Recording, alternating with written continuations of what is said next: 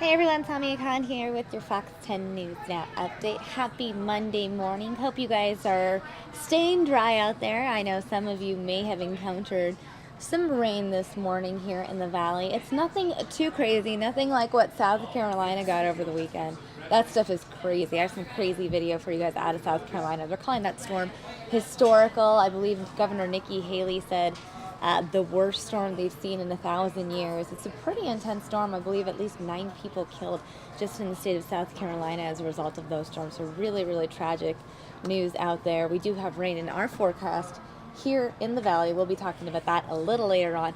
And Celeste Rodriguez is joining me straight from the morning show. I believe she'll be walking over any minute now. She'll be talking headlines with me throughout the first half hour of the show. And then at 10:30, we have a special guest. You guys know one of my favorite fast food joints happens to be McDonald's. Well, tomorrow is a huge day. I know a lot of talk all over the internet about this one once McDonald's announced it. I know you guys in the chat room were even talking about it. The fact that McDonald's will be serving breakfast all day. That kicks off tomorrow, meaning 10:31, and you can still order an Egg McMuffin. 4:30 p.m., want some eggs? You can get them. So we'll talk about that later on as well. Plus, a lot of different headlines. I know Pinal County Sheriff Babu has announced he's running for Congress. That's a huge deal. He was here in our newsroom not too long ago. I know Andrew sat down with him and did an extensive interview. We'll be playing that for you guys a little bit later today.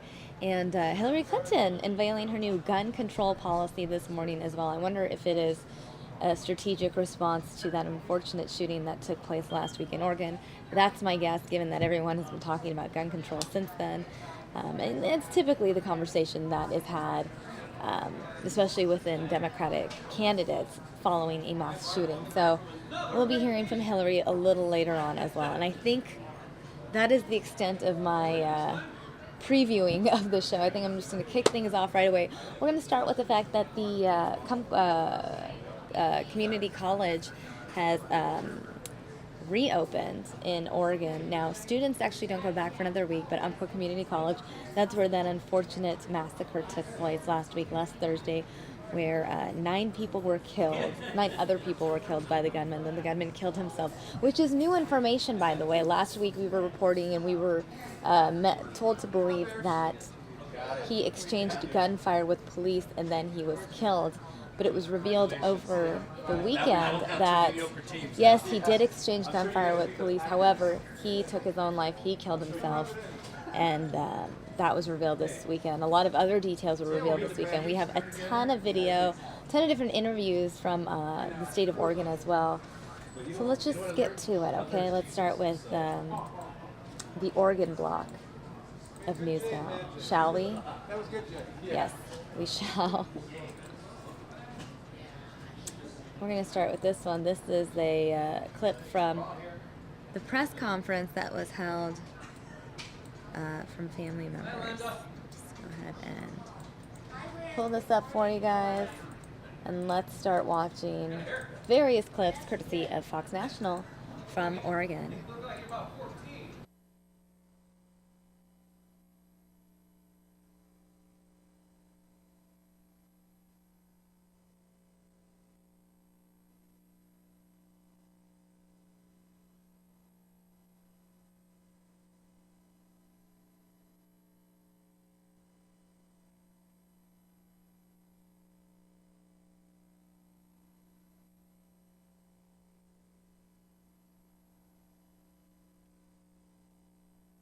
I heard there was a shooting at the college.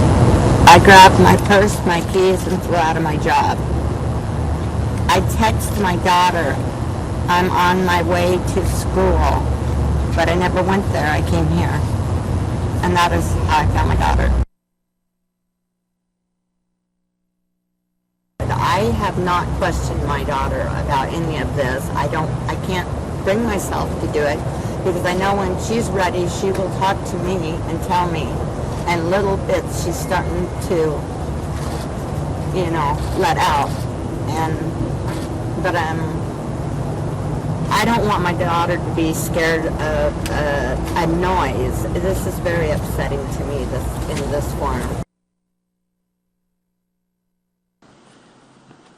Now we're going to hear some sound about how a survivor was saved But by a the young victim's man blood. that lost his life on a tragic, horrible Thursday, we believe that his blood saved our daughter's life. I will always be indebted to your boy for saving my girl. If I did not thank you, I would have said you. Thank you for giving birth to the one that saved my baby.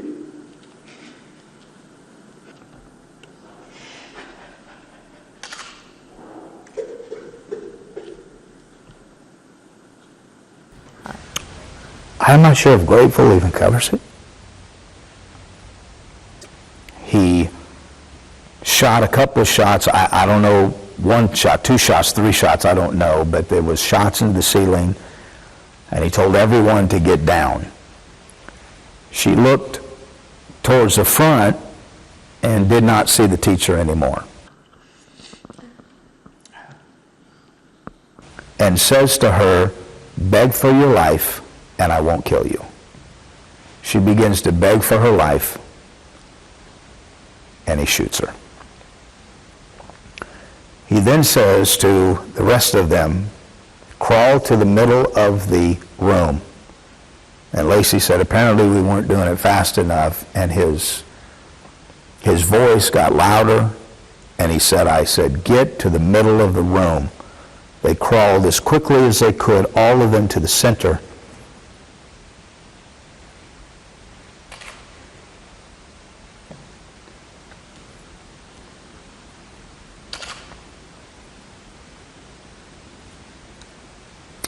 And he walked to the center and began to shoot them as they were laying down. Two roles, dad and pastor. He says then, over Lacey, he says she must be dead. He steps over Lacey and shoots the next one.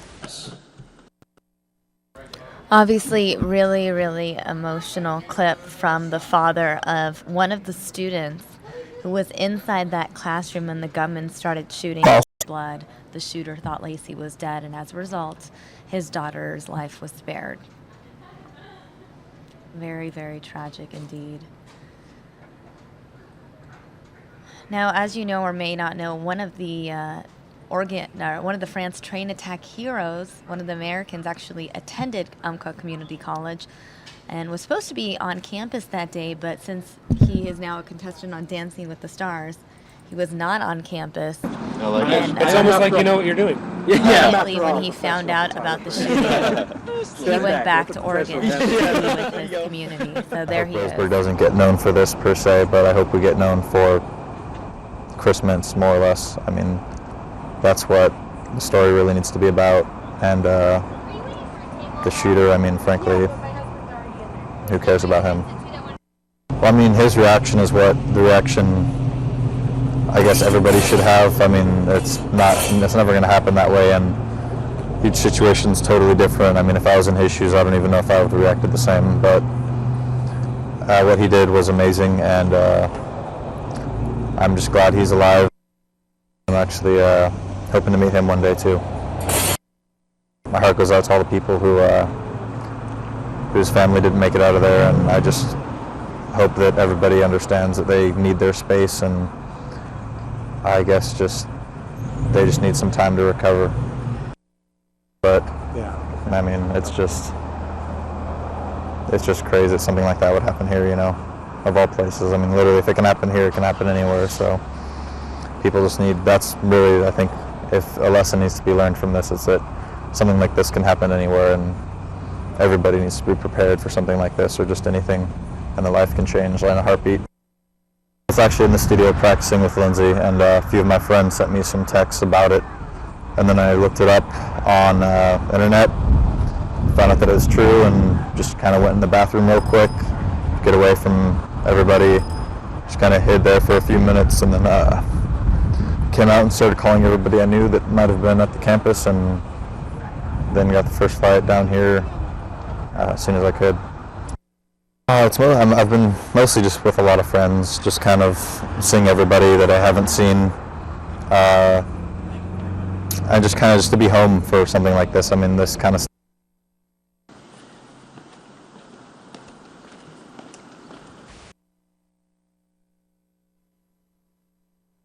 What is currently in the ICU, she lost a kidney due to her gunshot wound, but she's having a tough day today, but we're hopeful she'll make a full recovery. She's starting to remember things. It's going to be a very long road, obviously physically, but mentally. She's jumpy, as you can imagine, when she hears a loud noise. She's starting to really remember the events and what happened. She was asked what her religion was and didn't say anything. All we know is that by the way the bullet went in, it looks like it went in a downward, like how it was hit, from clipping her lung to hitting her kidney. She was shot once and it went in through her, right below her shoulder blade, then through, it clipped the lung, and then lodged in her kidney, which is why they had to remove her kidney. And this is the family of one of the victims who held a press conference. Cheyenne Fitzgerald was the student that was shot in the stomach during that rampage.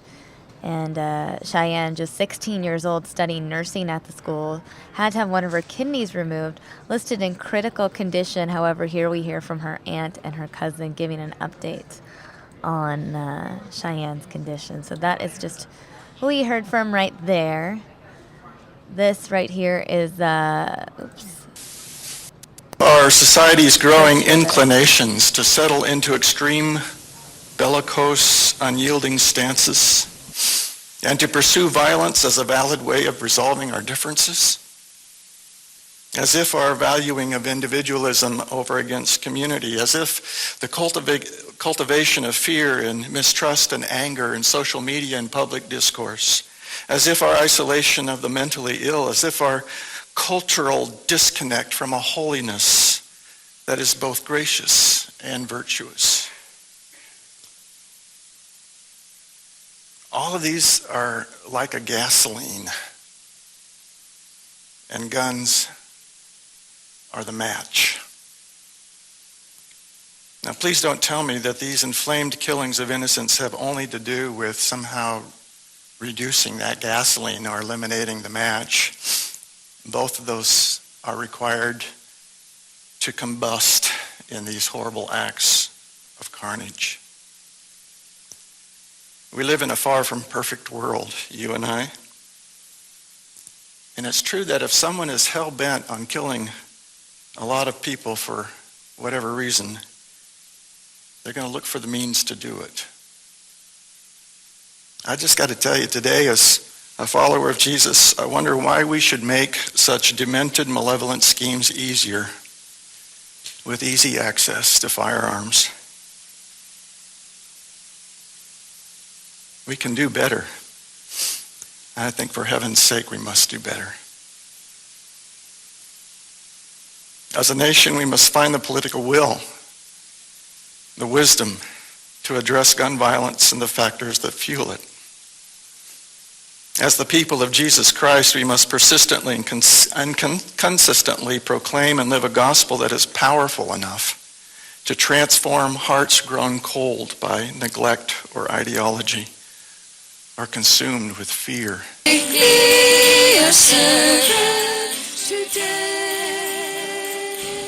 again, this is video from a church service held over the weekend. Obviously, very emotional time for everyone in attendance.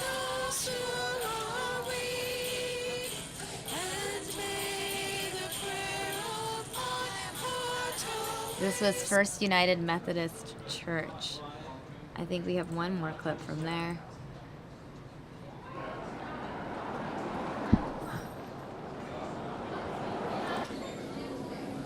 Again, we just listened to Reverend Scott Harkness address his congregation about the shooting.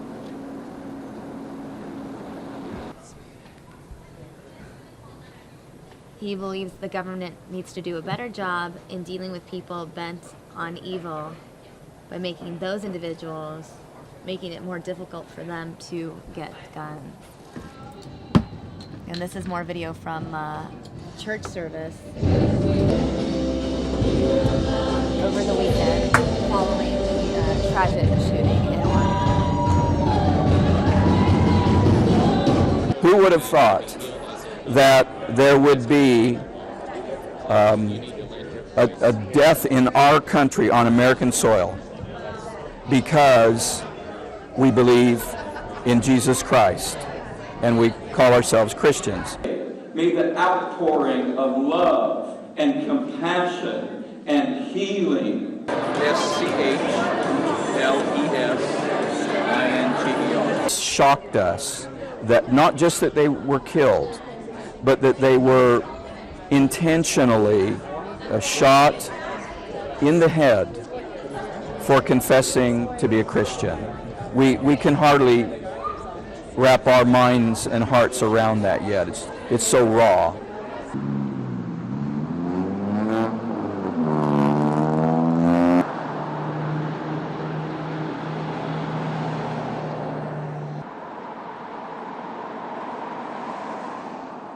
Nobody's without pain today. And so we're here gathered in what we do in church, but our heart is with everyone out there. Took care of the situation. I knew this, Daddy. Today I died. And today, we're going to make a decision to move on. Umpqua High School. Can we hear it for South County? And we gathered here this morning to mourn, and we gathered to weep. But we also gather this morning to worship God.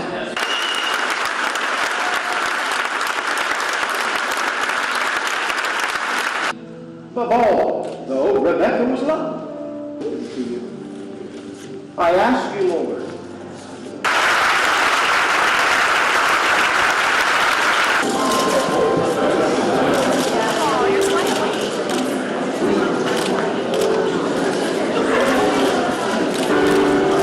Joining me now, Celeste Rodriguez. Celeste, I know some of our viewers are a little sad that I started off with such unfortunate news, but I feel like there's so much happening, and I kind of had to just start with the tragic news. So I apologize to those of you who wanted us to kick off their Monday morning.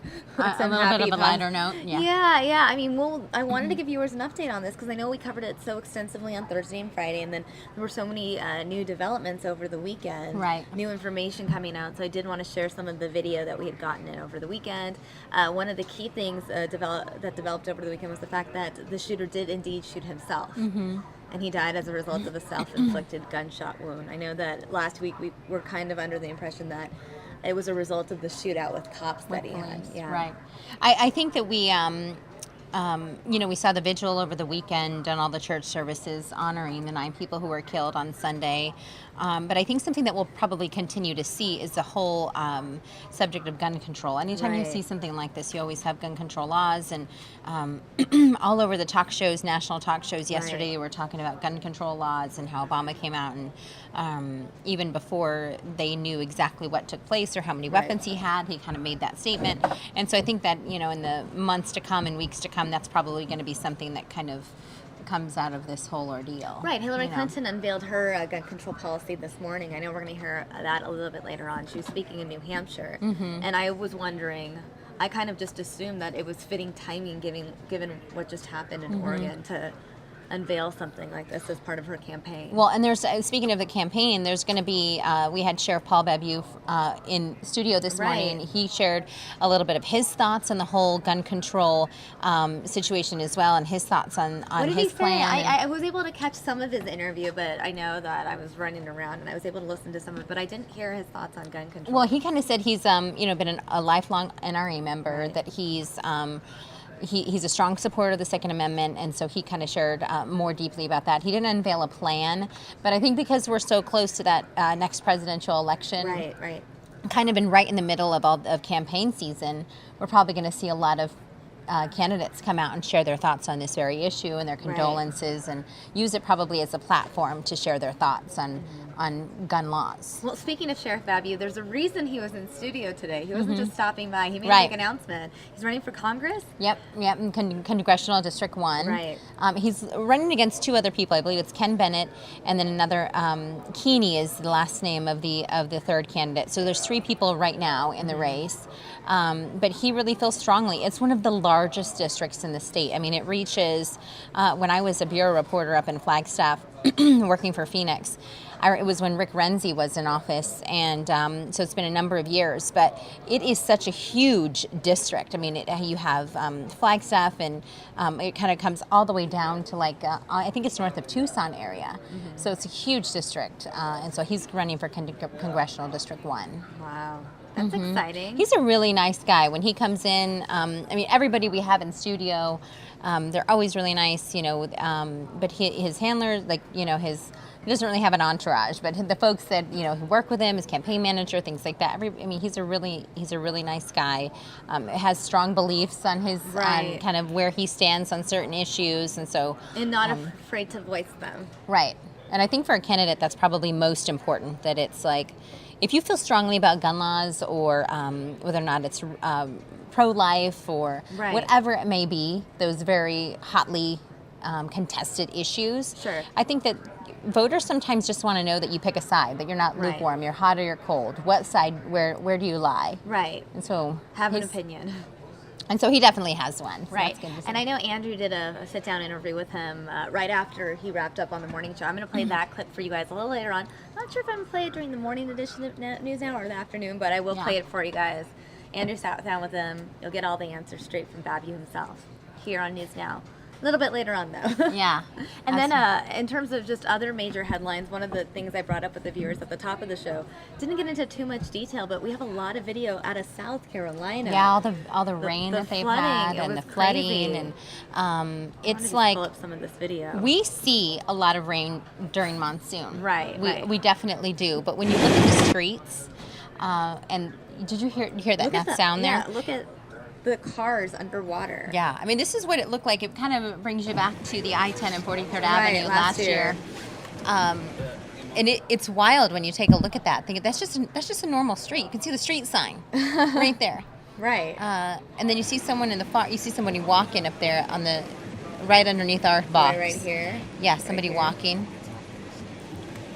And this guy's trying to make it through. He's still driving. He's driving, right. Isn't that crazy? It's so crazy. People see something like this and they just think that they want to walk. They just want to run right through there. Right. The governor of South Carolina saying, let's stop. Let's save our car. The worst storm in 1,000 years, which I did want to bring up in the morning meeting, that there's no historical data to prove that it's actually the worst in a literal 1,000 years. Yeah, 1,000-year storm. But, I mean, at least in recent history, they've never seen anything like it. I feel like the weather service, it dates back in terms of just the historical calculations and all that, date back to, the 1880s or something. Yeah. I think the reason why they've had so much rain, too, you just saw someone throw something in the water. Do you see that? And the huge splash, it gives you an idea how deep it is because their ground was already saturated. They already had a lot of rain and wet weather. And so then the remnants of Hurricane Joaquin that stayed off the coast came through, and all of a sudden they're hit with all this wet weather, and then it just continues to fall, and then everything's flooded. You know? Right. It's crazy video, though. Yeah, Here's some video out of Columbia, South Carolina, of a water rescue. I mean, there's so many clips that we have. Look at that water just gushing through. Insane. My goodness. And you see all the crews are kind of harnessed in on that road. Right. We've been covering, South Carolina has made a lot of headlines this year in terms of national news.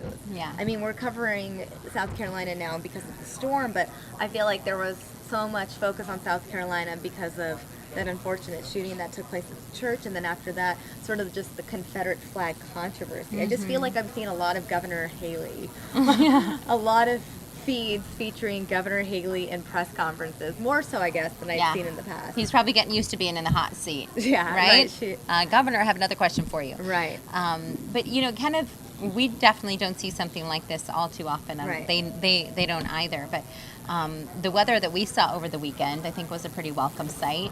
You had like 70s and 60s Saturday and Sunday morning I here in heard Phoenix, about this. and it was like, were you out of town? I was in LA. Yeah, Okay. I was for a wedding. So. Was it warm there?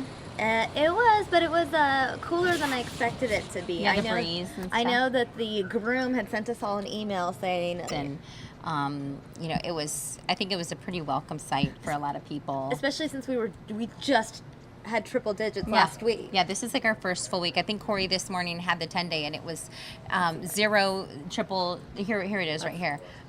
It looks pretty good. There's like no, and I asked him this morning. I said, so are we kind of like c'est la vie to the triple digits? Is Right. it goodbye? And he said, yeah, I think we're out of it. So that's really nice. But look at this. So 86 today. So actually it was cooler in LA. It was. And they thought it was a hot spell. Although I know folks in a lot of folks who live around the water, or at least along the coast in LA, don't have air conditioning. You know, because they don't need it usually. Right. So Maybe, the coastal areas of Los Angeles. Yeah. That's true. It's all relative, too, to what your body is acclimated to. You know, to this morning when I'm walking, everyone's like, oh my God, it's so nice. And I'm like, it is so cold outside. Because I've gotten so used to the triple digits. I'm like, where's my sweater? I need a sweater when it's 85 or something. Yeah, it definitely does start to get a little cooler. And then she kind of then you kind of feel, okay, well, it's kind of like fallish. Like you think of pumpkin, like this morning we had the folks from the Four Seasons in studio, and they made like this pumpkin milkshake, and they had a pumpkin coffee cake, and I think there's some in the atrium. I doubt with it's your still name there. on it. I'm pretty It sure. was this huge cake. It's 10:28, and they probably wrapped up 30 minutes ago. My guess is all the pumpkin cake, you said, is Coffee cake, pumpkin coffee cake. I would Oh, it love looks to so have moist. that, but I don't know. I don't know if I'm going to. I don't even Yeah. know if it exists. The pumpkin milkshake was really good. That when you said that sounds amazing. And he used like real pumpkin. It was incredible.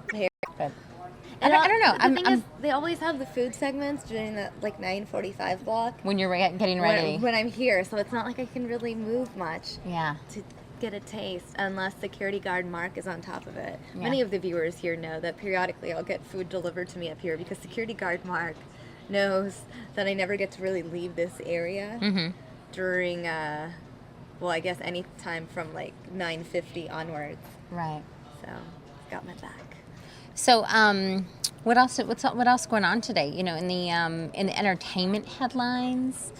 Do you have an entertainment headline for Who me? was it that on Vanity Fair? The Kardashian Jenners? No, that's Cosmo. That's actually the fact that they're America's first family. Oh yeah, that was Cosmopolitan, and people were really upset. Like, shame on you, Cosmo. It was That's trending actually a all big over controversy. Facebook. Well, because they called it America's.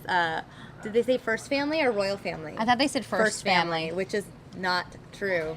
The Obamas are. Well, and someone had brought up the whole idea of like the Kennedys. Like there has that it was like the Kennedys was the last big family like this that America kind of related to. I know a lot of people don't relate to the Kardashians, but in terms of like pop culture, which was it's kind of a weird analogy to make. Right. Kennedys, Kardashians, you both know, start with but K. they're different, but they're completely different. But it's reflective of how society has Decades. evolved, I really think. Yeah. I feel like there's this obsession and preoccupation with celebrity and celebrity culture. And even if you yourself aren't into it, I feel like there's a large portion of the population that really is into it. Yeah. And I think with social media and the access to these celebrities with Instagram and Twitter and stuff, people are more connected. Then you have reality shows, so people are super invested in these people they don't actually know. Yeah. So there's that too. I know. Kennedys to the Kardashians. There's a Sounds headline good. for you. That could be a movie of sorts, perhaps a documentary. Let's see. What are you guys thinking about this morning? Good morning, everyone. Hey, Hi, Steve. guys. Hey, Steve. Good morning. Oh yeah, and Rob Heck actually just posted this. This is something that we got in this morning. Oh, I as saw well. this is on my actually a phone. great story. Well, not a great story, a terrible Thanks story, for bringing but up it's this an headline. interesting It's an story. important story to American Airlines captain died during a flight from Phoenix to Boston. Yeah, they had to divert to Syracuse, I believe. Yeah, West Syracuse. Yeah, and he died mid-flight. Thankfully, obviously, all planes have, a couple pilots on board, so Right, so he had- passengers were safe. But unfortunately, the pilot did not survive. Let's see, what do I know so far? This was American Airlines Flight 550. It was a red-eye flight, left Phoenix last night, headed to Boston, diverted to Syracuse this morning at a 7:11 a.m. Syracuse time, so about 4:11 here, because one of the pilots passed away in flight. Initial reports say that, or indicate that the pilot that passed away was the captain on board. Apparently, one of the flight attendants crewed to work that flight was also a nurse, but sadly wasn't able to save him. Oh, it actually says on Twitter, when I looked it up, it said that he had an illness. And so it said he died from an illness mid-flight, and the co-pilot landed the flight safely. But he was, left Phoenix, headed for Boston. Mm-hmm. That's a long flight, too, for something to happen online as well while you're up in the air. So American Airlines, has become one of the largest airlines. For 10:30, and so I know they're waiting in the atrium. So I was just communicating with Jeff and Mike and Christine to let them know that it is 10:32. And so you're ready? I'm ready. Okay. Yeah. But Tamara saying, commenting on the Kardashians. Well, Les saying, I like Scott. Is it Disick or Disick? I think it's Disick, yeah. Only normal person in that family, Les says. But then Tamara's like, Scott is normal. He's so full of himself, thinks he's entitled to everything. I'm just impressed that Les and Tamara are that familiar with the Kardashians, that they even know the name of Kourtney's husband, soon-to-be ex-husband, baby dad. I don't even know if they're married. I don't think they're married. No, I don't think they're married. Well, boyfriend, baby daddy, whatever you want to call him. Yeah. Well, there's a lot of people who actually watch the show, surprisingly. I know, but I guess even if, I guess so. I'm just surprised by that. Like, I think Kanye's on the show. I saw some headlines. He'd have to be, I guess. At some point. Yeah, I mean, Mr. Kim Kardashian. Right, Mr. Just call him Mr. Kardashian. Kanye Kardashian. I mean, his name starts with a K, so he meets the criteria of being a Kardashian. I'm going to swing on into this 10:30 meeting. Okay, cool. Thanks for having me. I'll chime in. Bye, Veronica. Veronica's leaving. She works in the morning with us. So I'm going to chime in. Let me know if you want me to come back on later. All right, sounds good. We'll talk about some stories. Have a great morning. And I'm going to set up things with our guests. So I'm going to show you guys the 10-day forecast for just a minute. And we'll be back momentarily.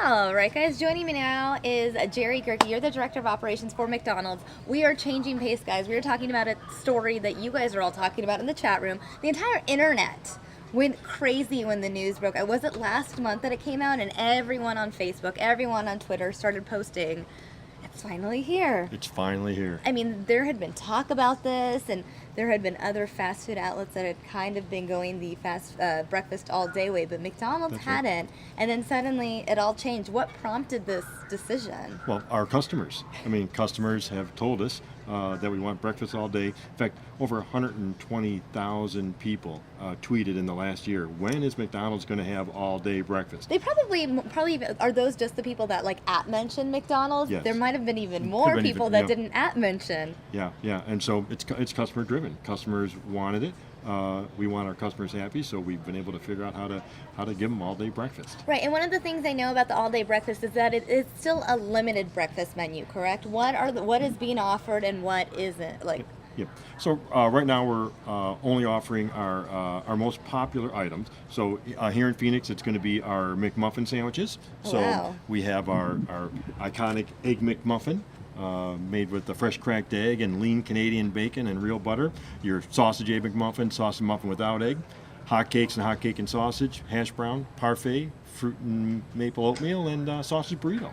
I really like the oatmeal. I tried it for the first time on this show, actually. It's terrific. I love it too. It's really good. So this is exciting, especially because there are people that either wake up late. Absolutely. Or just really want eggs in the middle of the day. I'm telling you, I could eat or breakfast. Late at night. I could eat breakfast 3 times a day. I love breakfast, and so it just appeals to those folks that just don't eat breakfast at 8 o'clock in the morning. Right. And any viewers at home who have any questions for Jerry in the chat room, I'm going to be periodically glancing over. So if you guys have any questions for him, feel free to throw those in the chat room, and I will acknowledge this. Tamro, Jerry, you should have brought Samia food, not pictures of food. Well, Tamro. Guess what? Guess what? I mean, since he brought it up, I didn't know at what point we were going to bring this on, but the viewers are demanding it. Wow.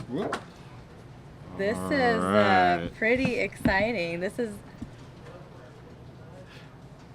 what is being offered. We have the oatmeal, the fruit yogurt parfait, various breakfast sandwiches. You have hotcakes, hash browns, everything. It's pretty crazy. So, like you said, the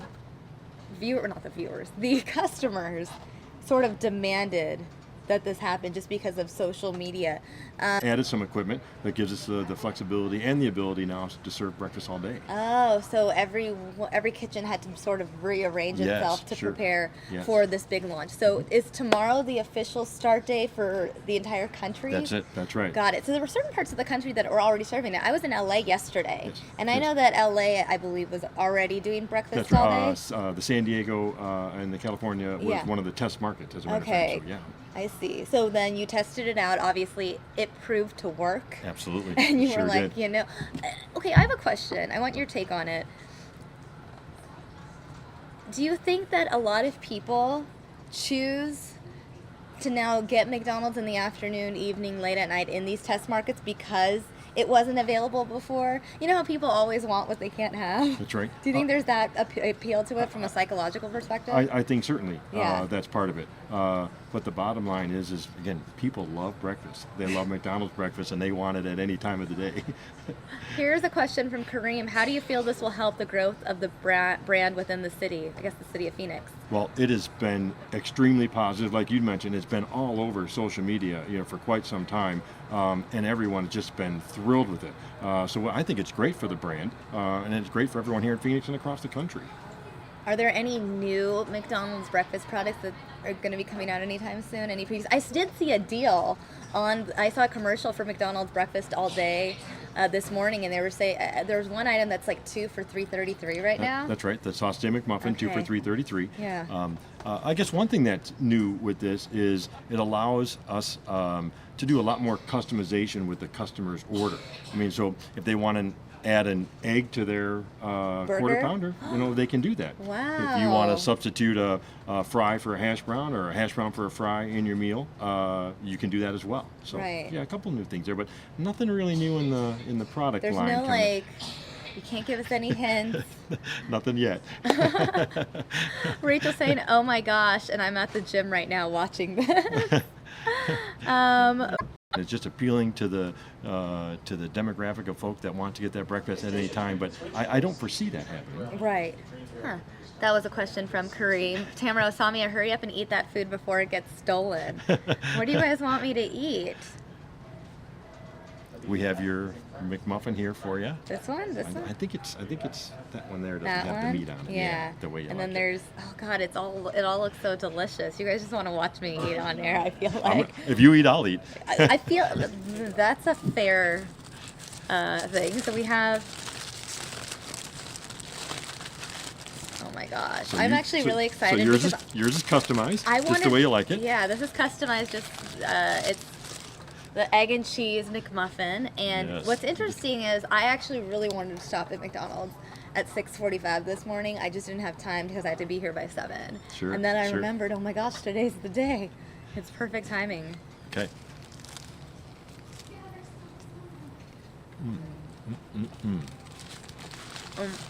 Delicious.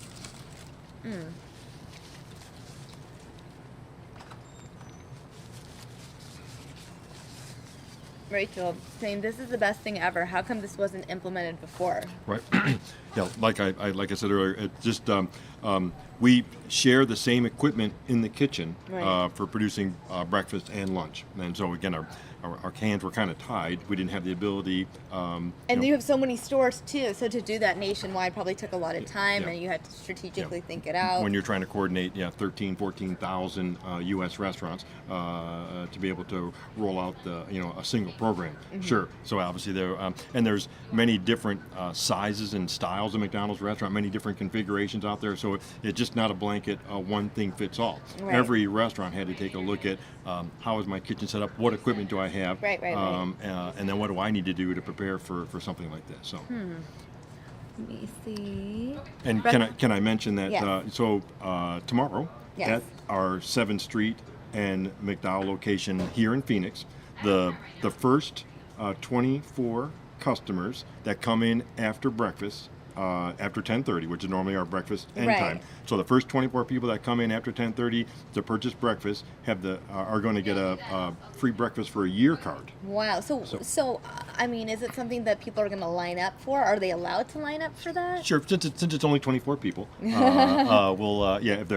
the response is that overwhelming, which hopefully it is, we'll line them up and make sure that at 10:30 after 10:30 they can go in and buy their breakfast and get their breakfast for a year card. All right, Jerry. Well, we have viewers like Tess who say breakfast is her favorite meal. Love me some eggs. I want to thank you so much for coming on the show and answering questions and giving us this heads up. Again, you said 7th Street in McDowell is where this special event is taking place. First 24 people after 10:30 who want breakfast will get breakfast for an entire year. I say line up right now. Is that location 24 hours? It is.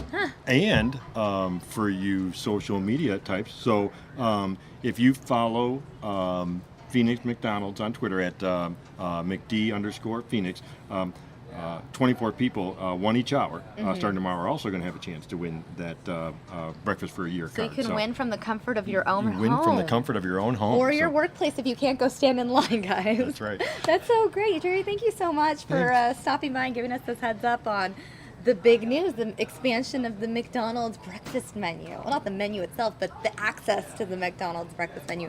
Really appreciate you stopping by, and thank you so much for this. I will be well fed Thanks for having this us on. morning. All right, guys. I'm going to walk Jerry out. In the meantime, I'm going to go ahead and show you this live video coming in. Not exactly sure where it's coming in right this second, but I believe it is a press conference, and I'll be back with you guys momentarily. Move you to the next station until we get to Springfield, Mass.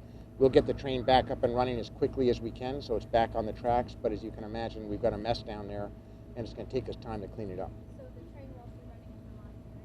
The train will not be running past Springfield, Massachusetts until this problem is solved. So if you're heading south, you'll get bus to Springfield, stopping at every train station on the way.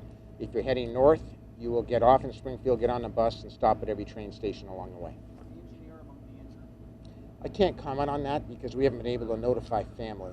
So, Do we know how much rock fell, how much ledge? it's 5 or 6 really big chunks. Is that Yes. a fair way to describe it? And they're big hunks of ledge. The problem with ledge is, as we all know, it's not a particularly stable rock. It cracks. It falls. That's why we have the problems on the highway. Going back to the overall tenor of the conversation, let's just remember, when we have a transportation crash, we don't say, let's stop driving cars. We say, how do we make them safer? All right, guys, I think that this has to do with a train derailment out of Vermont. Faster than it used to be, and it'll be even faster in the future as Connecticut and Massachusetts are finishing up their upgrades of the line. We literally feel that we'll be cutting an hour off the travel time between the old rail. An Amtrak train derailed in Vermont. Pre-era and post-era money. 7 people hospitalized. And rail's important as we fight climate change. So let's not throw out the baby with the bathwater as we face this tragedy. Just remembering that Montreal crash in '84, that was a natural incident that happened overnight after the last train. That's right. Rainstorm. It was a mudslide. We talked about sensors and whether there was any way to tell until something bad happened that there was trouble ahead. Are there systems that would detect that, or is it just a witness thing from the freight train? There's not really anything that's going to detect this kind of thing. We don't think technology, I bet it will, but we don't think technology has gotten to the point yet where it can really monitor an entire track, or if so, no one's doing it yet that I know of. Is it correct that this set of tracks will not be equipped with positive train control? Will that becomes mandatory under the 2008 federal legislation? You want to take that? Not right now. It's not. Excuse me? It's not. It's not. It's not. Well, It's not it right won't now. be, right? It has an exemption, Has correct? an exemption. Are there any Someone did their homework around here. areas along the Vermont line that have demolition of ledge pending, or You know, I can assure you of this. We will be certain that we work with our federal partners to look into the current stability of ledge along the tracks, because we don't want to go through this a second time. And we all make a huge effort, spend huge federal dollars blasting ledge on our highways. We should be doing the same on our rail tracks. That rock was awfully soft, and there was no netting. You know how you see the netting? Yeah. on? Could you comment on that? I mean, Well, you know, engineer did a great job. we will review the ledge situation along all the tracks, for sure. You'd have to have a pretty big net to grab those rocks. They were You know big. what I'm talking Yeah, about, the net the screening. Yeah, did you see it? I've seen pictures of it. So they'll bring in what, cranes? So we'll bring in cranes on the track to try and move the cars. We've got to obviously deal with the diesel fuel in the brook.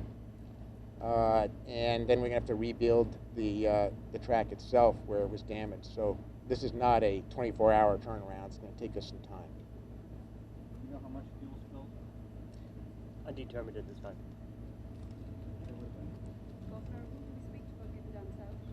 Come again? Oh, we'll take care of you. We're here to help. We can get you south. We don't understand in Vermont why anyone would want to go south, but we will help you get there. It's getting cold. That's the mistake you're making. You got to stick with us. Thank you. Appreciate it. Thank you. Where are you from? Oh, yeah. We're glad you're here in Vermont. We'll get you home safe. All right, team. Anything else? All good? Thank you. Thank you for your time.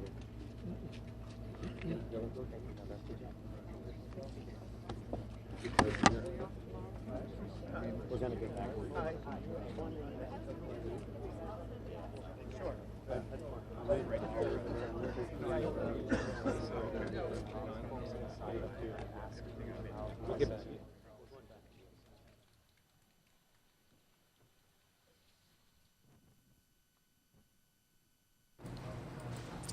All right, guys, so in case you didn't know the story there, a train derailed in Vermont. I know we didn't really talk about it much here on News Now because it just happened this morning, and we were just getting preliminary information there from authorities. So what we know so far about that story, accident occurred in the town of Northfield. That's about 10 miles out of Montpelier, the state's capital. Again, this was in the state of Vermont. It was a southbound Amtrak train.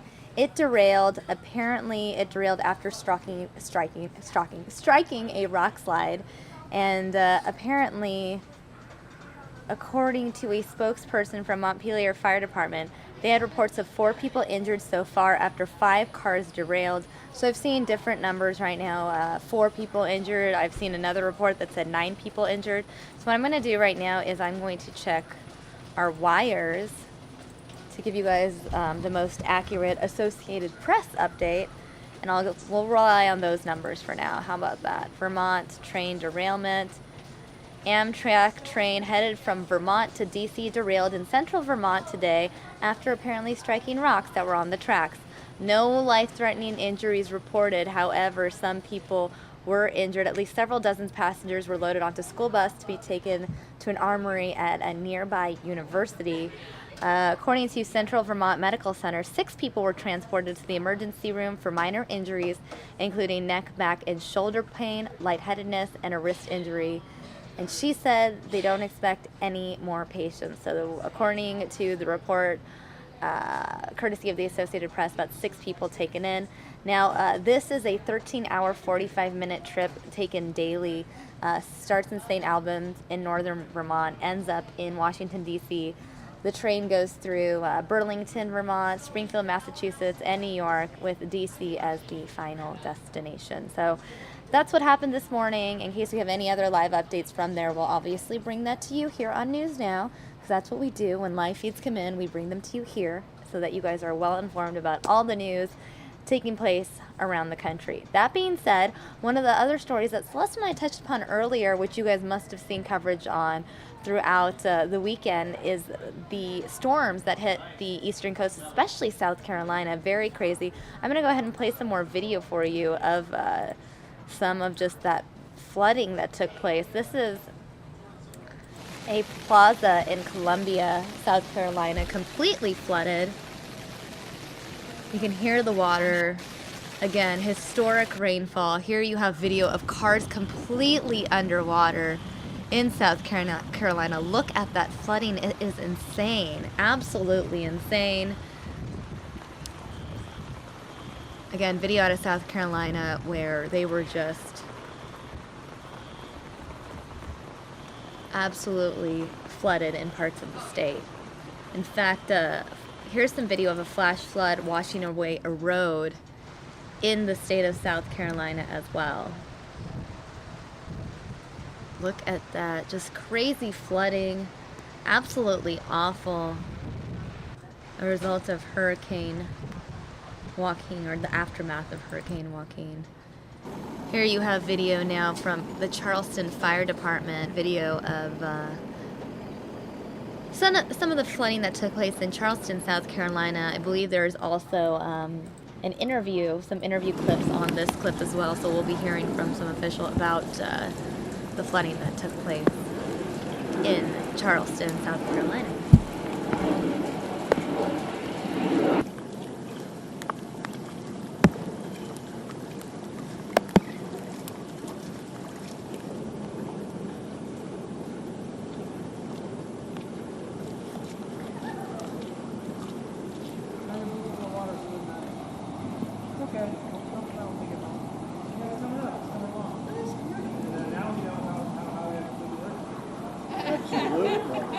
That was a good guess. I don't get worse than his. That's right. When you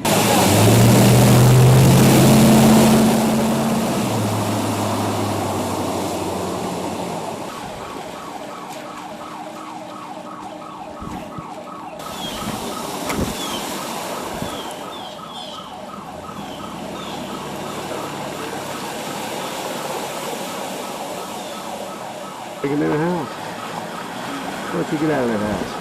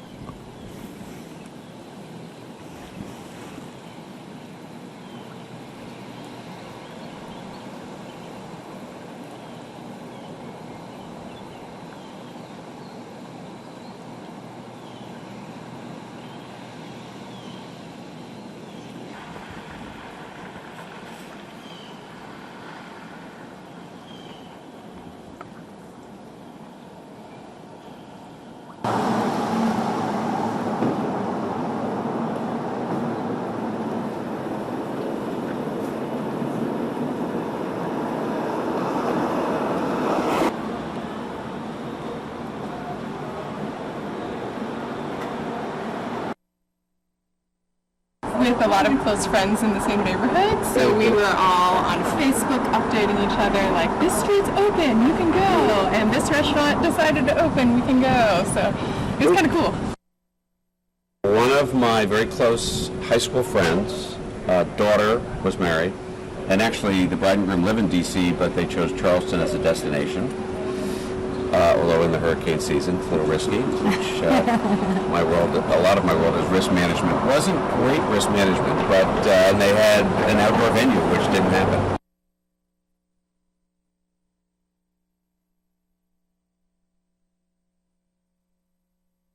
Streets around here look more like canals as folks in the Palmetto State deal with historic flooding.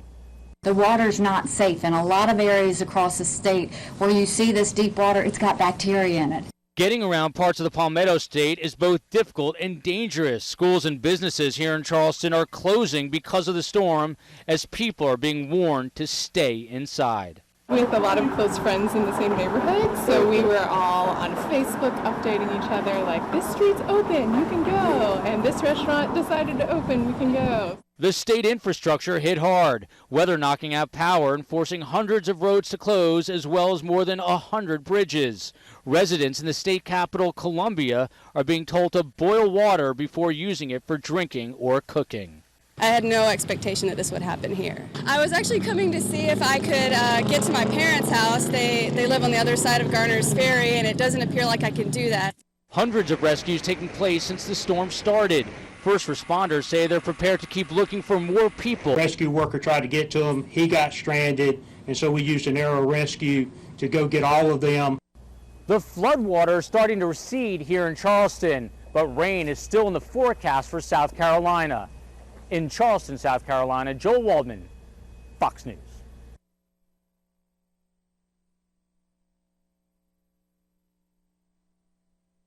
We haven't seen this level of rain in the low country in 1,000 years. That's how big this is. South Carolina Governor Nikki Haley made that pronouncement on Sunday after more than a foot of rain fell on her state in just one day. She is urging people to stay at home. If you are in your house, stay in your house. This is not something to be out taking pictures of. Power is out to thousands of people and hundreds of water rescues have taken place. The roads, or what's left of them, are particularly hazardous. The region around the state capital of Columbia was hit the hardest with more than 18 inches of rain, nearly all of it in 24 hours. If you see water on the road, just turn around, call your boss, take a picture, tell them, look, I'm not coming today. Firefighters who normally rescue people from burning buildings instead spent a lot of time rescuing people from flooded cars and homes. Over the next 2 days, parts of eastern South Carolina and North Carolina could receive an additional 8 to 10 inches of rain. We're not anticipating any significant clearing or sunny skies until Tuesday. The rain will slowly move out by Tuesday, but the cleanup will likely take many months. And the combination of saturated ground and winds will likely bring down more trees and power lines in the next 24 hours. People are urged to stay in place and listen to local weather reports and city officials. In New York, Janice Dean, Fox News. All right, guys, this next video is coming out of Greensboro, North Carolina. More flooding damage.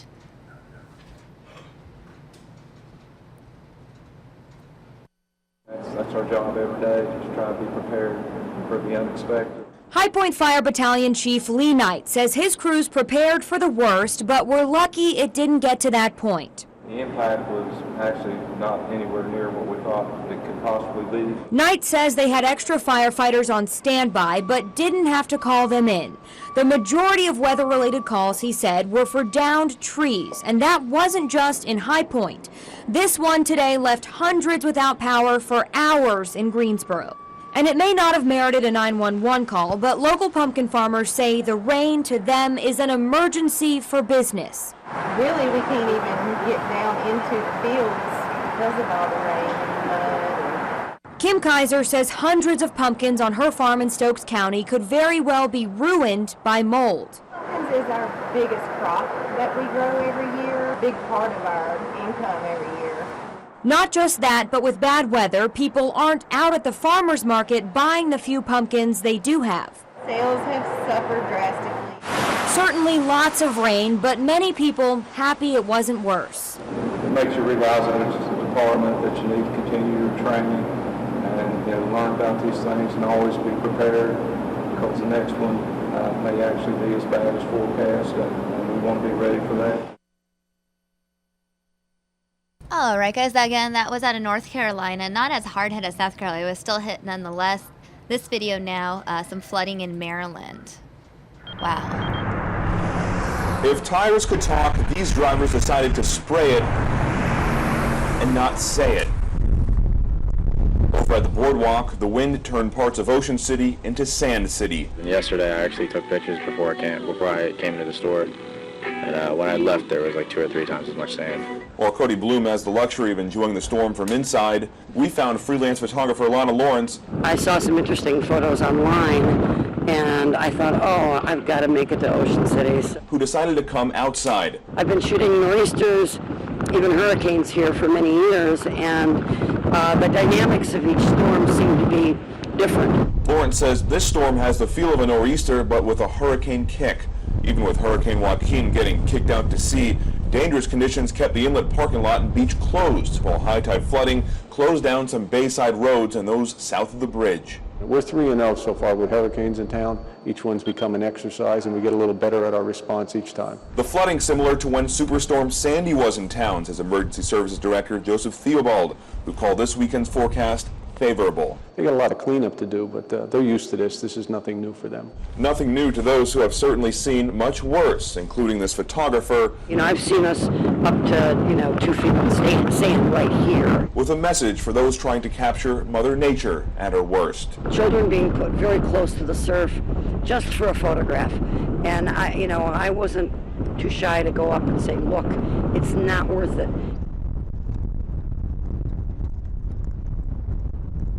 Alright guys, I'm going to play some other video that I showed you earlier of some of the flooding in case you missed it from earlier. Here is a family being rescued in South Carolina. Look at that.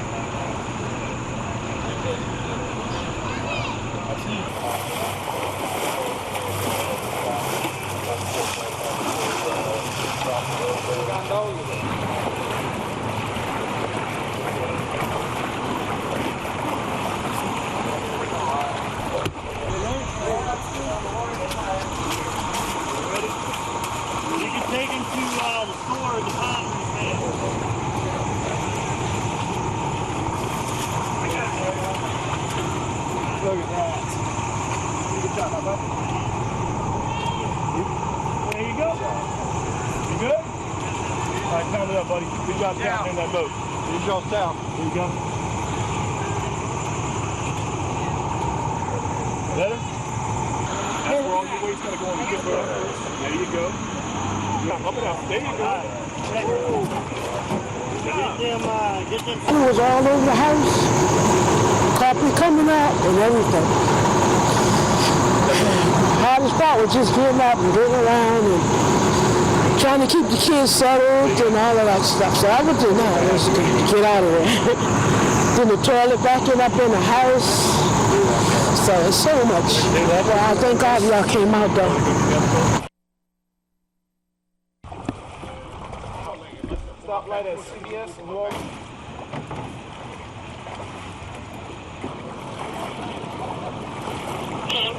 This is crazy flooding. Look at that. This is insane. So we got, yeah, I understand that. Absolutely insane video. Overnight, I think we put somewhere in the area of 30 people, helped assisted 30 residents to the shelter.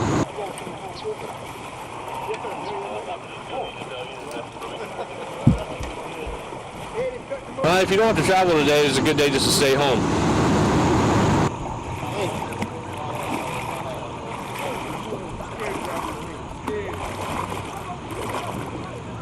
Alright guys, we're going to watch a press conference now. This is the Governor Nikki Haley holding a press conference with some other authorities, South Carolina Emergency Management Division. This press conference was held a couple of hours ago. Authorities out of South Carolina speaking on behalf or on the topic of the crazy flooding. Again, that is Governor Nikki Haley, and she will be giving an update on what she calls the worst storm in 1,000 years. I'd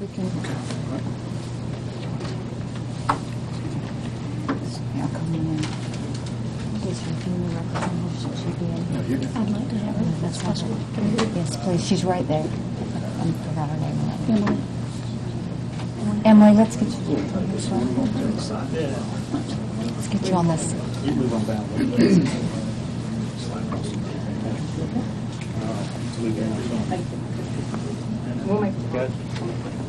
They got wide lenses. Okay, so we're going to go again. Camera's ready. Thumbs up when you're ready. Got it, got it, got it, got it, got it, got it, got it. I'm waiting on you. Got it. Thank you very much. Well, we appreciate everybody being here today. I wanted to certainly give you an update. I've got my Team South Carolina partners here with me as we go forward. We are now seeing where we are going from starting to go from response mode to assessment mode. We are still very much in response mode when it comes to the Midlands down to the coast, but we are now, as we're seeing the rain lighten up and things lighten up a little bit, we are now going into assessment and recovery mode in terms of the Midlands, north of the Midlands. So that's a little bit, we're starting to see the rain back off a little bit. The main thing we're going to be watching is as this water flows, especially from the Midlands down to the coast, you're going to see that we're pre-positioning things. I'll talk about that in a little bit. There will be some evacuations. We're looking at places like Kingstree and those, so you'll see that throughout the day that we're going to evacuate as we see that water moves down. To give you a few updated numbers, we are unfortunately now at 9 weather-related fatalities. What I will tell you is everybody has been very good. The traffic is light. People are off the roads. They have really listened. But those that didn't listen, this is dangerous. This is very real. So we do have 9 weather-related fatalities. I do want to say that we've had word that there are people who are taking their boats to the Lake Murray Dam to take pictures of all the water that we're trying to release. That is extremely dangerous. And I can't stress enough that this is not a fun event. We don't want to have to come out and rescue, and much worse, we don't want to have you added to this number of fatalities. So we do ask that people avoid that and just watch TV for the pictures. We are looking at now 550 roads and bridges that are closed. What you will see happen is as the water shifts down, we're going to pre-position where the roads are closed. So roads are closed now in the upstate. You're going to start to see road closures down from the Midlands down to the low country as that water flows. So don't be surprised. If there's a road that's open now, that doesn't mean it's going to stay open. You're probably going to see some roads close. That's something we're watching very carefully as the water flows, and that we're working with all of our team members here and with Secretary Hall. Of the 550 roads that are closed, 100 of those are in Columbia and in the Columbia area. DPS has now responded to almost 2,700 total calls. 910 were collisions that they responded to. The biggest challenges that we face is following the wave of the water from the Midlands down to the coast. Road closures, trying to monitor those and make sure that we're watching those properly. Debris removal, now we're getting to that point to where we are looking for downed trees, any sort of limbs or things that are getting in the way. The good news is that we are getting into the assessment and recovery mode, so a lot of that is where we can start to assess the damage, to really start making some good decisions on how we can go and get people back into a protected situation, but also back into a recovery situation. Water issues. We have quite a few water issues that we're seeing. Either people are without water or contaminated water. So we do want people to be extremely careful as they're going on with this water issue. We currently have 40,000 people right now without water. And I know that they're working very hard to get that back up. We have 26,000 people that are without power. That number seems to be an average. It's not that they're not getting it back up. It's just when one goes down, the other one, we get another one up. So it's going back and forth there. But we do have 253 troopers on the road out there trying to keep everybody safe and help all of the crews and everybody move accordingly. SLED has gone and deployed additional officers into Clarendon, Lexington, and Lee counties as they needed assistance. So we've been able to do that. DNR has performed over 150 water rescues as of now. So they're continuing to work very hard. We have 25 shelters open that are currently holding and housing 932 citizens in there right now. They do have plenty of food and water, all very safe and well taken care of. And I want to really thank not only DSS, who you may not realize they actually man those shelters and keep them safe, but they also partner with the American Red Cross and with the Salvation Army, who have been absolutely fantastic partners to work with as we go through this. National Guard, we've increased our number of guardsmen on duty. We're now up to 1,300 National Guards members across the state. We still have 7,000 on alert as we may need them. They have done 25 aerial rescues to date and will continue to do that. The good news that we have in this is that we have 0 hospitals that are going to have to evacuate. And we have had a lot of heroes, and I'm going to talk to you about the great heroes a little bit later, but one in particular are the heroes that work at the Columbia Fire Department. They worked all night long to get the bulk water over to the hospital so that the hospitals didn't have to go down. And if you really want to talk about the work and the greatness of South Carolina, it was the Columbia Fire Department that really said they were going to try and make sure that they had made sure that happened. So I do want to say a special thank you to them. No major cell outages. We're seeing sporadic cell outages, but no major ones at this time, so everyone should be able to still communicate in that way. And then the main thing that we have seen is everybody is requesting water, especially in the Midlands area. They are without water. In a lot of places, like I said, 40,000. So we are going to be setting up, I know a lot of people have tried to go to stores and buy it, and the stores are closed.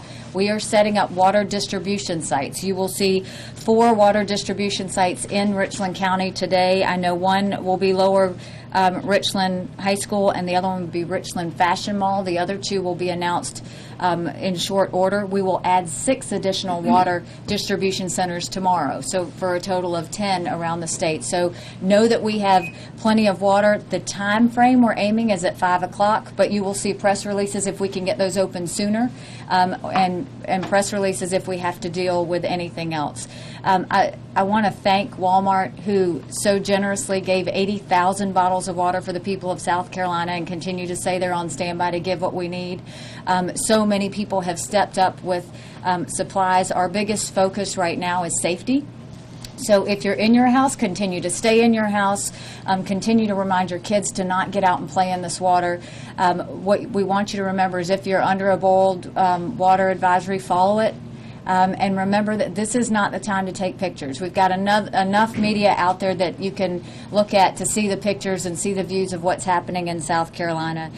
What I can tell you is we're stronger today than we were yesterday. And that's because the morale continues to be good. Our angels in South Carolina and our heroes continue to be our first responders.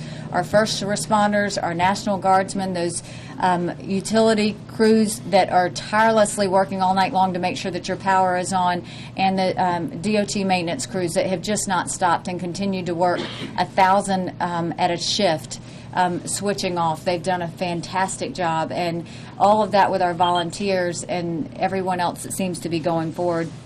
We appreciate that. And then, we continue to appreciate the kindness that everyone is showing to each other. We wanted to move this further. I do want to say that the reason we were late with this press conference is that I received a phone call from President Obama. He was extremely gracious and kind.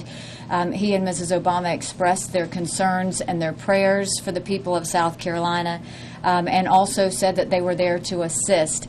Prior to my conversation with President Obama, we went ahead and did something that's very unusual, but it allows us to expedite the process. We did a verbal request for a major disaster declaration. So rather than waiting to do the paperwork, which we are drafting now, we went ahead and did a verbal request, which allows it to come faster. Those things cover individual assistance, public assistance for things like debris removal and emergency protective measures, hazard mitigation, damage to infrastructure. So to try and expedite that, we went ahead and did that verbally. We're looking at probably 11 counties right now. That number will change. Those are just the ones that we're doing this because we have immediate needs now in 11 counties. As we go further and we're dealing with our counties, we are going to see that we'll be adding to that list. I also think that what we have started doing is today we're having phone conversations with our counties, educating them on what they need to do the county assessments properly. We've got people on standby to show them how to do that. And then we also have Mike Moore, who can help discuss that verbal declaration more if you have any questions in reference to that. I think that's basically the overall summary that I have for you, but now I do want to go and just have certain partners talk with you as we go forward. So we will go ahead and start with, why don't we start with Mike Moore to talk about the verbal major disaster declaration? Yes, ma'am. And then we'll go from there. Yes, ma'am. Thank you, Governor. My name is Mike Moore. I'm the Federal Coordinating Officer. It's been appointed by President Obama for the current declaration of an emergency that was declared last Saturday.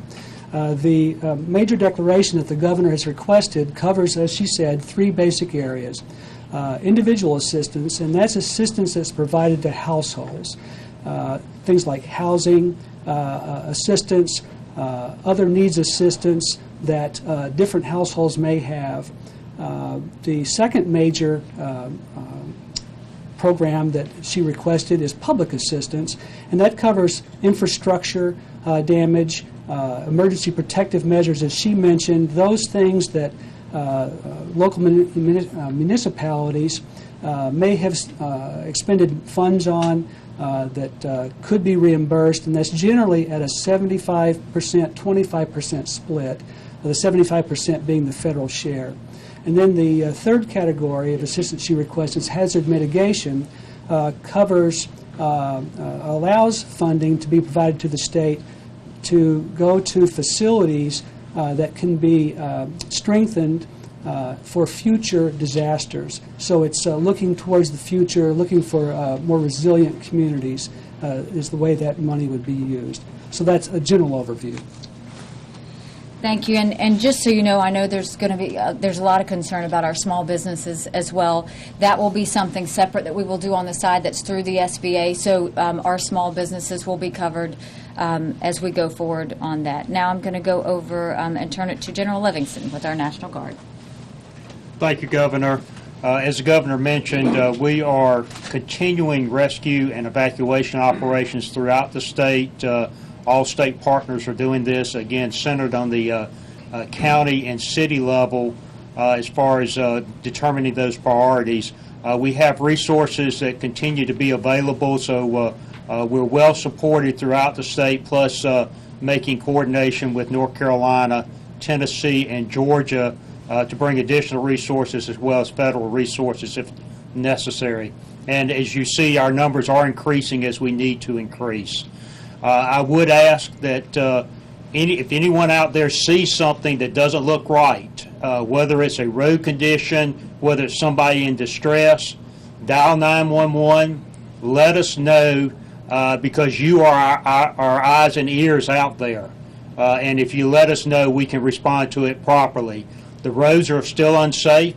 A lot of them have been undermined by the flooding, and so the road may look perfect on top, but if you drive across it, it could collapse. We've had that happen to our rescue crews, and we're having to do engineering evaluations on those. So, again, don't get out unless you have to, and let us know if you see anything. Thank you, Governor. Thank you, General. And now I'm going to turn it over to Kim Stenson with the Emergency Management Division.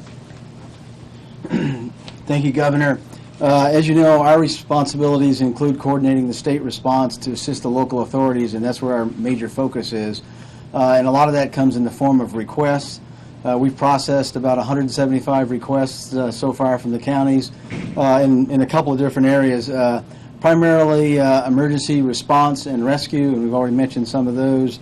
The mass care piece, the feeding, the sheltering, and especially now that we're working the water issue is a primary focus for us, obviously. So we'll continue to work those as those requirements come in. And as the Governor mentioned, we're kind of shifting now a little bit towards the damage assessment process and the recovery process. And we want to make sure that as we go through the damage assessment process, as other people have indicated, we want to make sure that we're safe about doing that. It's going to take a while for some of these floodwaters to recede to get in there and do that. So that process is going to take place over, obviously, at least the next several days and maybe even longer in terms of that. We'll continue to work very closely with our federal partners, Mike Moore, who's the federal coordinating officer, who's already spoke, and working with them and synchronizing our efforts to make sure that the citizens of South Carolina recover as soon as possible. Thanks. Thank you, Director Stenson. And now I'm going to turn it over to Director Smith of the Department of Public Safety. Thank you, Governor. We can't let our guard down. Conditions are still dangerous out there. As the Governor mentioned earlier, we have 9 weather-related fatalities. 4 were traffic-related, and 5 were drowning incidents where the victims were inside their vehicles when they entered into the standing water. So we must be very careful about that. The Department of Public Safety has responded to 2,679 calls for service since the emergency declaration. 910 of those were collisions. As the governor mentioned earlier, we have over 250 troopers currently working during this operational period. We are still working with the South Carolina Department of Transportation regarding road closures and diversion routes. Traffic in the upstate and the Rock Hill areas has returned to normal.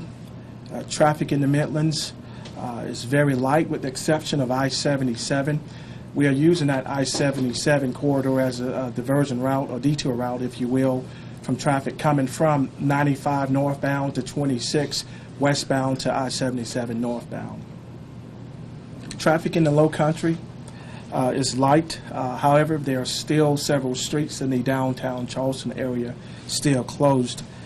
Traffic in the PD and Grand Strand areas are light at this time. With regard to ESF 13, the Emergency Support Function 13, where SLED is the lead agency for that, they are conducting various security missions assisting Clarendon County.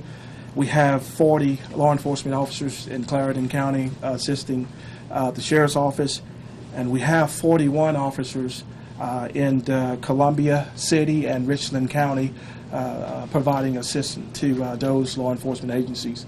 Again, SLED is the lead agency for that. They are assisted by the Triple P as well as Department of Natural Resources.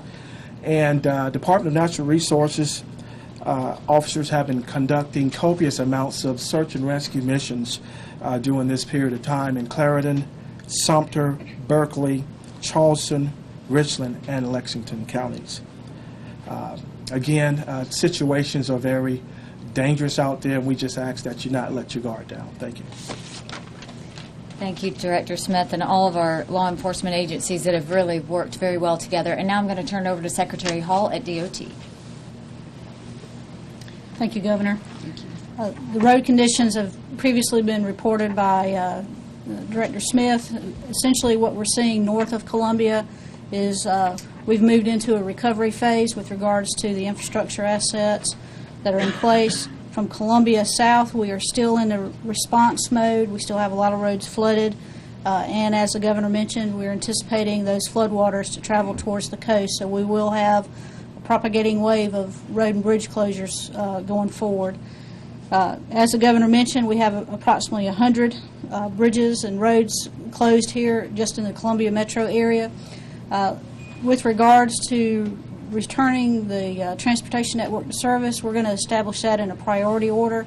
Our interstates will be our top priority with regards to returning those to service, followed next by the primary routes, so your U.S. routes and your SC routes, and then followed behind that will be our high-volume, smaller two-lane roadways that connect communities to communities. So that'll be our priority order going forward. I can advise you that we're in the process, based on our assessments here in the Midlands region of the water levels and our bridge conditions, that we are planning to reopen I-126 heading into downtown Columbia, as well as reopen that section of I-20 around the Monticello Road area that had previously been closed.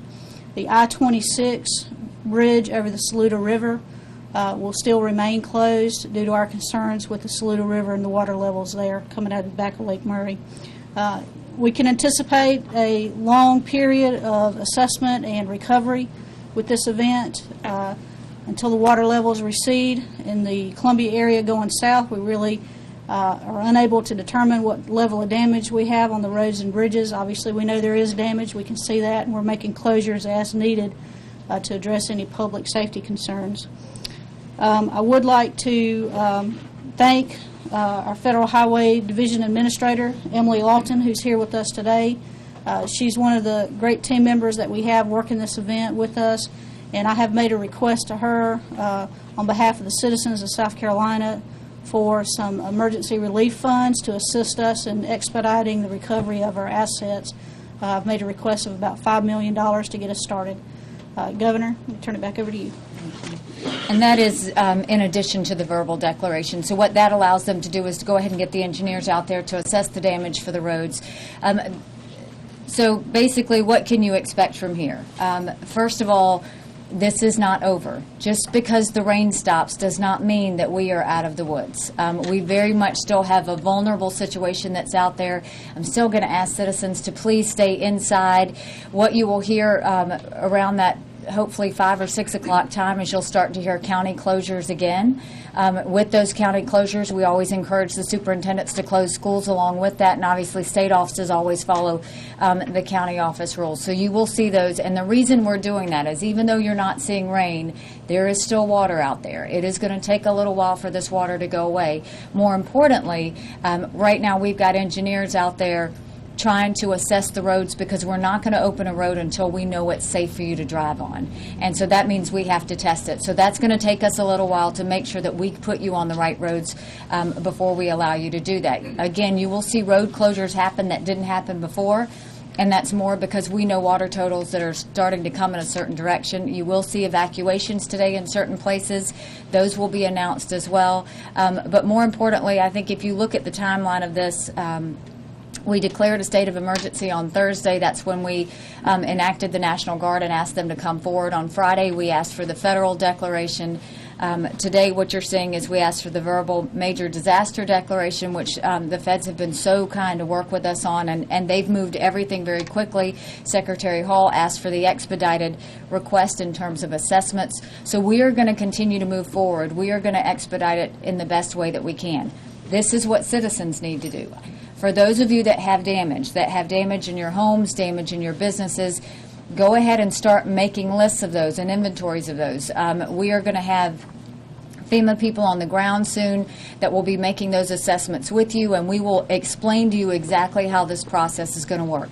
It's not going to happen quickly, and I'm sorry for that. But what you will feel is things are going to continue to happen. So these teams are now are on the ground now. They're ready to help and they're ready to assist. The way we're doing this is really through your county emergency management division offices. We have a great communication director. Stinson and his team have a good communication with all of the counties so that we can go through. I will, over the next 2 or 3 days, be actually going on the ground. I was supposed to go up in flight this morning, and the weather wouldn't allow for it.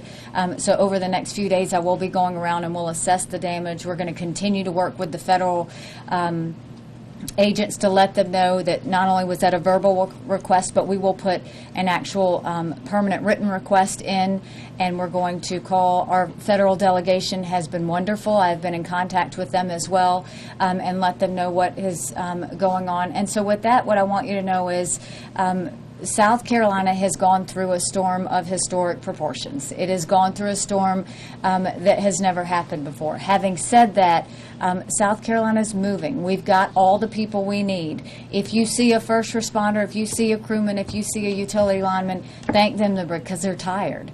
But they have a lot of heart and a lot of passion, and they want to make sure that everybody is as safe as possible. We did lose one of our DOT crew members yesterday, and that's why when I tell you to keep everybody in your prayers, that's why.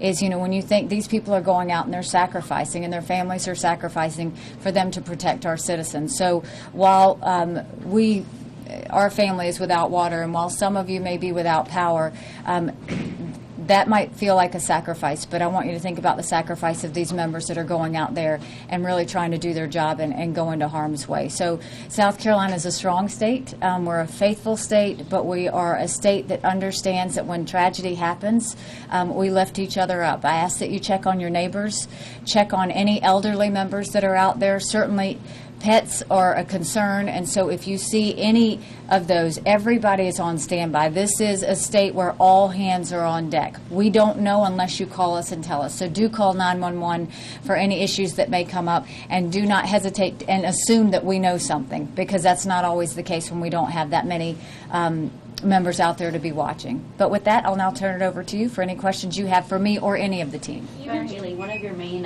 concerns, everyone stay off the road. For the employers that are insisting on their employees coming into work, what would you say to them? So it depends. If you're looking at north of the Midlands, it is easing up. You know, certainly you could see, and I think we can tell that because you're not seeing the road closures, so that's a good sign that I think that those areas are safe. It's not every county in the state, so, but what we are saying is the Midlands is still in pretty bad shape. So, you know, what I've said is following the rules of the state is always a safe way to go. If you see state and county agencies are closed, you know, the private sector should look at that. They don't have to, but that's really a measure of safety when we do that. So I would ask that they at least acknowledge it. If they need additional information, call your emergency management office. That's the best thing, is because if you are going to open, we want to be able to offer your employees the right route to drive and to make sure that we do that. So we work for the citizens of the state. So if you have to go to work, don't necessarily, you know, instead of being upset about it, call us and let us give you the safe route to go to work. And then for the others, you know, if you follow the county closures, that's a pretty close indication of safety. You mentioned 9 deaths. I thought we were up at 7. Have there been a couple others? Yes, so we had more. So what you had was, I believe we had 5 drownings and 4 traffic related, and these are all since we had the state of emergency. And I will tell you, I don't know that that's all of them. You know, keep in mind that we are finding the drownings as it happens. It is not because we can't get to people. That between the guardsmen and the DNR rescues and all of those, that very much has been it. What we've found is either this happened during this time where everybody we wanted them to stay in, or it's from just not being able to drive on the roads and it's not safe yet. But yes, unfortunately, the number has moved to 9. Governor, would you say the lack of water, the 40,000 or so people who do not have access to any water or clean water, is that your number one concern right now? I know all of it is concern, and you want to get the state back to normal. It's the thing It's the one we're talking about all day. I mean, between the water and the safety of the roads, and making sure that we're assessing those roads to make sure that they don't open until we know they're fixed. The water is an important one. One, obviously for contamination, but 2, making sure people get water. And so that's why we're opening up those distribution sites. We're going to make sure they're safe and secure, but there's going to be plenty of water. What we do know is we've got enough supplies. We just want to be able to tell people where to get them and how to get them so that they can do that. And so you'll see those press releases come out. We'll get that to you, and we'll ask that you get that out to the citizens as soon as possible. And can you talk about the verbal declaration again, just the name of that? How it's different? So the difference is that we did the state of emergency, which activated the National Guard and kind of got all my agencies up to, and then we asked for the federal declaration. The next step would normally be asking for a major declaration. What we did was we expedited that and took an unusual route of asking for a verbal declaration. That's where I got on the phone with the federal authorities. I talked to them and spoke to them and answered questions about the situations, talked to them about the counties that were in need, talked to them about the difference, what types of threats we're seeing, and that is what allowed us to start accessing immediate relief. We have not been approved for that federal declaration yet, but now that's what we will be waiting for. In the meantime, we are drafting the actual proper major declaration, disaster declaration, which is the actual paperwork. So this is just allowing me to go a little bit faster so that we can go ahead and start all of that moving. And so we're very much trying to be ahead of everything that we need. And I just can't say enough about how great the feds have been to work with in terms of really working with us to get that relief. Governor, what watersheds and waterways are you most concerned about when you're talking about that downflow effect? I'm going to have, who's my, okay. Probably the one that we're most concerned about right now is in King Street. It may require an evacuation of that area, but we've been in contact with the local authorities down there, and it should be a very measured response, and we will handle any assistance that they need from us in terms of that. What body of water is that? I think it's the Black River. It's the Black River. Yeah, I think it's the Black River. Yeah. The Black River's right, and then there's Watery was an issue? Watery may be an issue. The Waccamaw may be an issue. But again, and also the Edisto. But again, we're working with the local authorities there to make sure that they've got the assets that they need to evacuate if they need to, or protect infrastructure as well. General, what is the plan to get our roads repaired, especially the rural roads?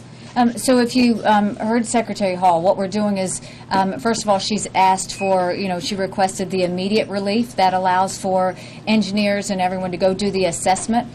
So the key is the assessment, exactly what are we looking at with the damage. What you're going to see is when all the water goes away, there's going to be some serious damage to the roads, but it's not necessarily going to be what you can see. It could be underneath. It could be on the sides. So we're really going to do this right and make sure that we do the proper assessment. They started that yesterday. So the assessment of roads has already happened. What they're going to do is interstates first, or the priority, and then you're going to go to your primary highways, and then you're going to go to your heavy traffic secondary roadways from there, and then from there you'll go to your rural. This is all about safety. So when you think of prioritization, think safety. That's what we're trying to do. And the fact that we went ahead and we're starting to get this money now is because we don't want to wait on the assessments. The reason we're going ahead and getting the verbal major disaster is so that we can move. But I want to make it very clear. Just because the rain went away, this is going to be a process. This is going to be a long process. It is going to be one where we have to prioritize and we have to stay on it. It's going to be one where we're going to be okay, but we are really going to have to take it one step at a time. And so it's not going to be convenient. And I do want to go ahead and let the citizens know that as you're not just going to take your normal route to work in the next few days. Your child's not going to take the normal route to school. This is going to be a situation where we're really having to deal with a lot of roadways and bridges that we didn't have to deal with prior to this rainstorm. Governor, is there an early value on the damage assessment?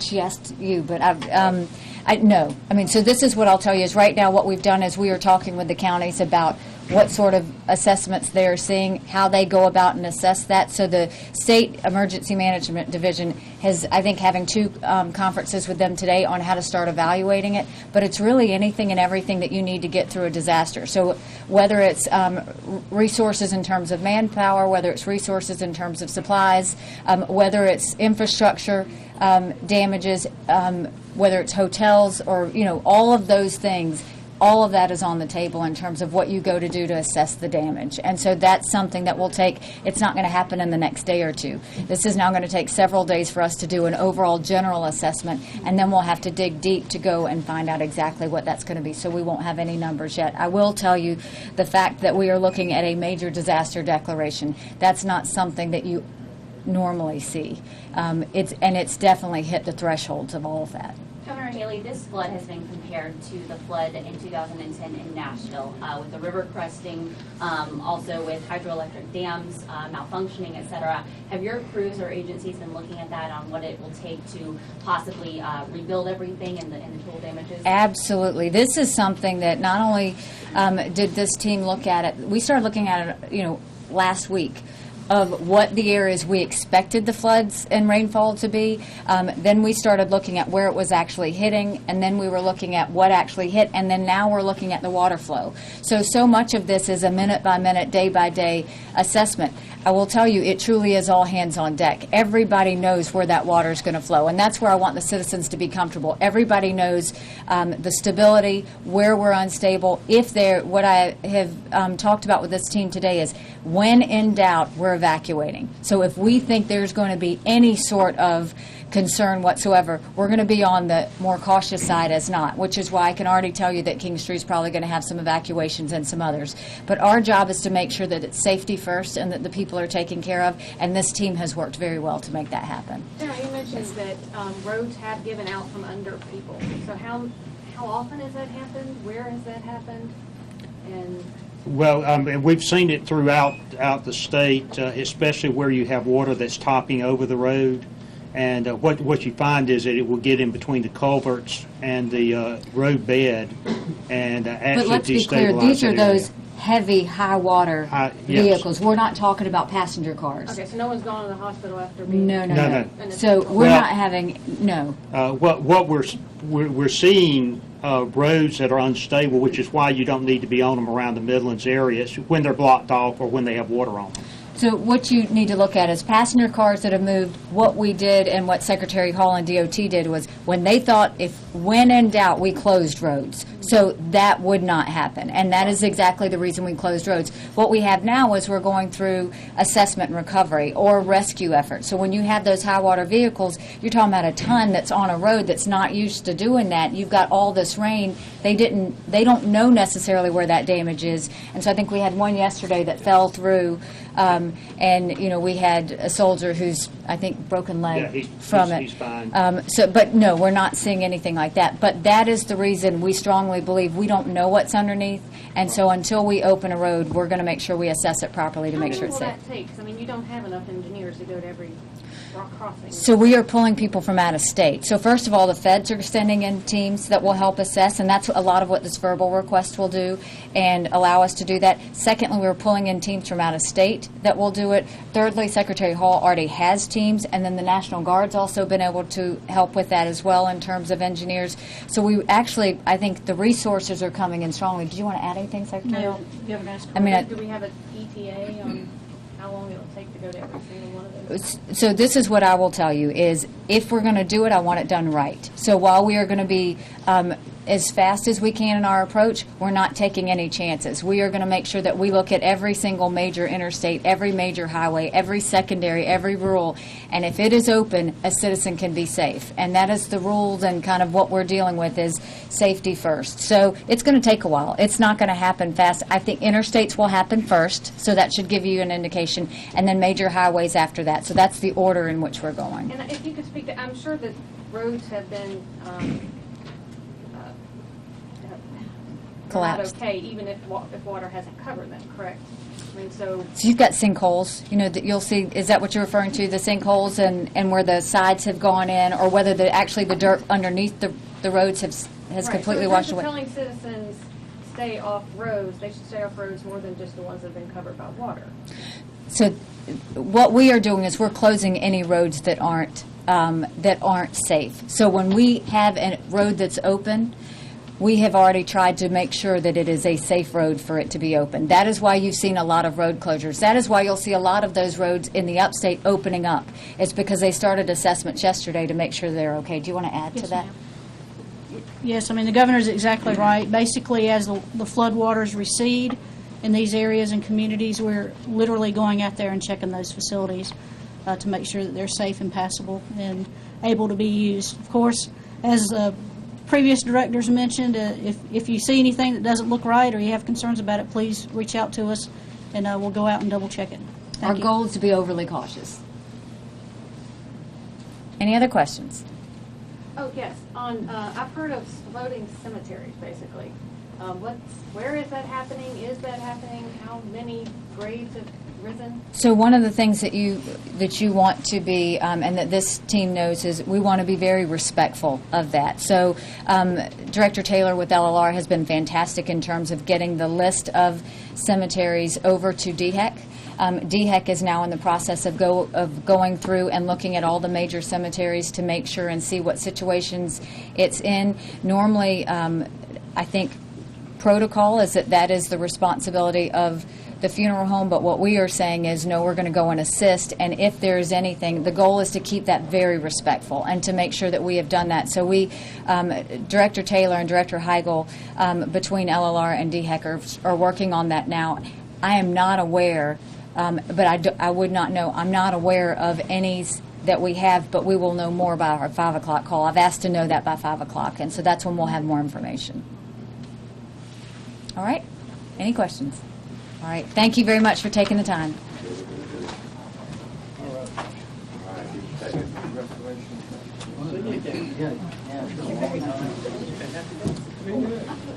Still here? You're still here? I'm still here. Ask him to come in case you'll have questions. All right, guys, that is a wrap on that press conference. And that press conference was held a few hours ago. We recorded it for you, so we'll play it back for you.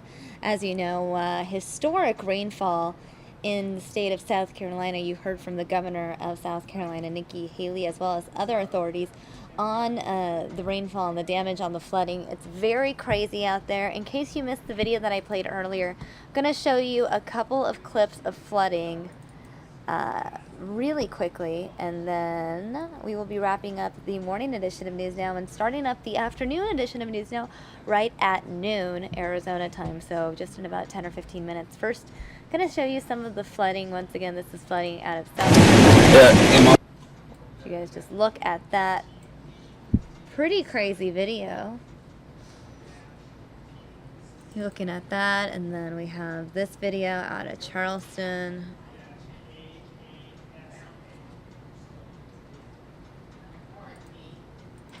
And here you have some really crazy water as well. This is a water rescue that took place in Columbia, South Carolina.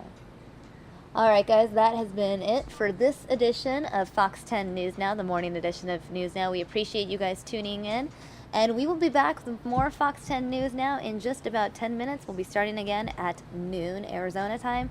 So stay tuned guys, we will see you then. In fact, Mike Pace will be kicking off that show, so enjoy your time with him, and I'll be back with you personally at 1:30. Talk to you then.